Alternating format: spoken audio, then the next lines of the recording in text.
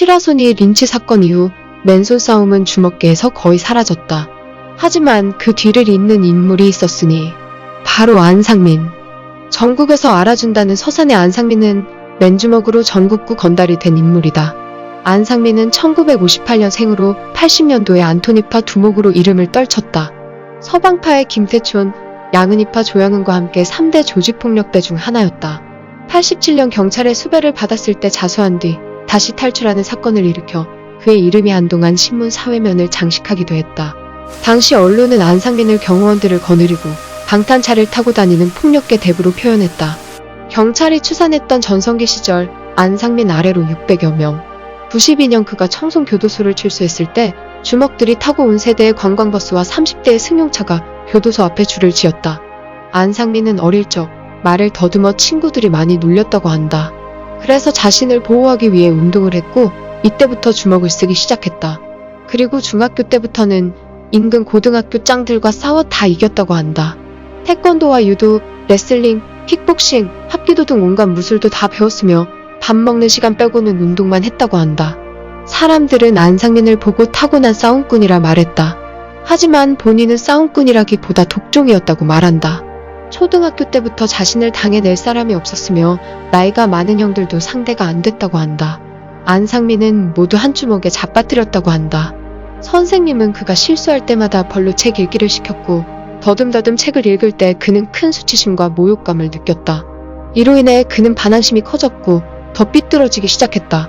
그래서인지 밖에만 나가면 싸워대기 시작했다.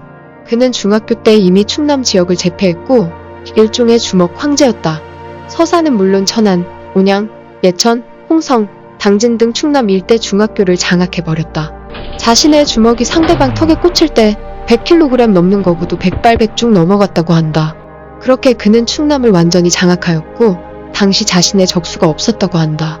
중2 때 부모님이 안상민을 서울로 전학을 시켰다.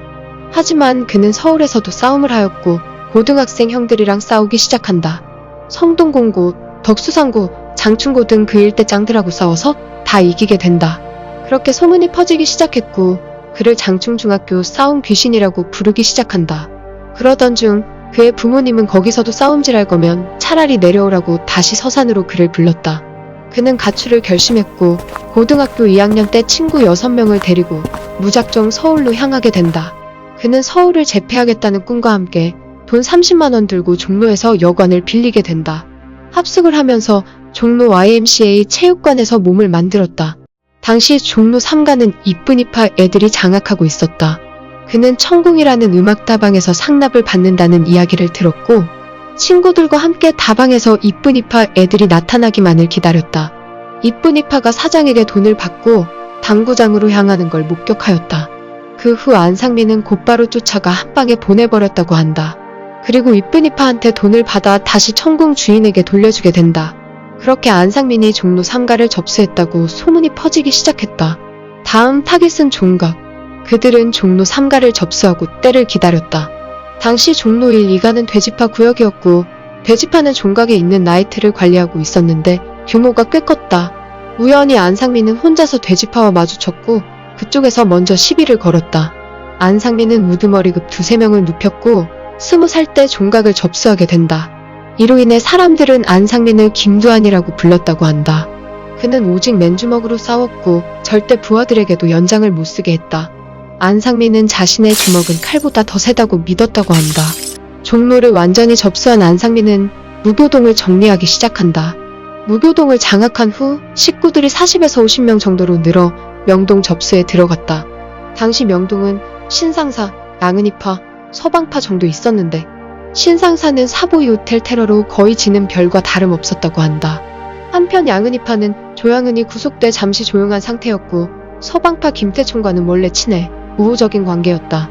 그래서 명동에 들어가기도 쉬웠고 그렇게 안토니파는 명동까지 일부 접수하며 세력을 확장시키게 된다. 안토니파는 당시 성뒤에다 돈을 붙여서 부르는 게 유행이었다. 돈이 많다는 이유로 그를 보고 안돈이라고 불렀다. 그러다 영화 대부가 나왔고 거기 나오는 마피아 이름 대부분이 안토니오였다. 그러자 사람들이 안돈을 안토니로 부르기 시작했고 그렇게 안토니파로 불리기 시작한다. 그렇게 안토니파는 승승장구했고 강남으로 진출하게 된다. 당시 강남에는 호텔 등 4개가 있었는데 그중 하나인 팔레스 호텔을 장악했다. 남서울과 리버사이드는 호남 쪽 식구들이 장악했고 식구도 200명 이상으로 불어나기 시작한다. 그들은 소개로 야쿠자인 야마구치 구미 식구들을 만난 적이 있었다. 야쿠자는 안토니파를 이용해 한국에서 사업을 하려는 목적이었다. 하지만 안상민은 단호히 거절하였다. 당시 안상민의 자동차는 세대였고 그의 1호 차는 방탄차였다. 대한민국의 방탄차 탄 사람은 대통령과 안상민 둘뿐이었다. 그렇게 조직이 커지니 정치권에서도 손을 뻗기 시작했다. 하지만 이용만 당하고 안상민은 구속되고 만다. 방탄차 탄 조직 보스 구속이라고 당시 사회면에 대문짝만 하게 나온 적이 있다. 그에게 붙여진 죄목만 해도 9가지였다. 안상민은 검사에게 이보쇼, 이왕 하는 거 한 가지 더 추가해 10가지 채우쇼 라고 했다. 그러자 공갈 협박이라는 죄목을 하나 더 추가해 10가지 죄목으로 사형을 선고받았다.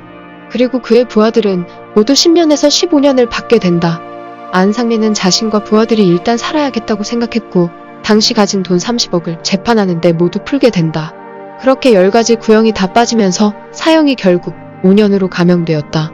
수용 생활을 통해 자기 반성과 아내의 헌신적인 노력으로 1997년 은퇴를 하였고 더 이상 주먹 세계에서는 낭만이 있지 않아 환멸을 느꼈다고 한다. 그리고 그가 주먹 세계에서 발을 완전히 뗀 후 주먹 세계를 완전히 벗어나려면 서울을 아예 떠나야 한다라고 했다. 현재는 조직폭력배 퇴치에 앞장서는 한편 청소년 범죄 예방을 위한 선도활동에 힘쓰고 있다고 한다.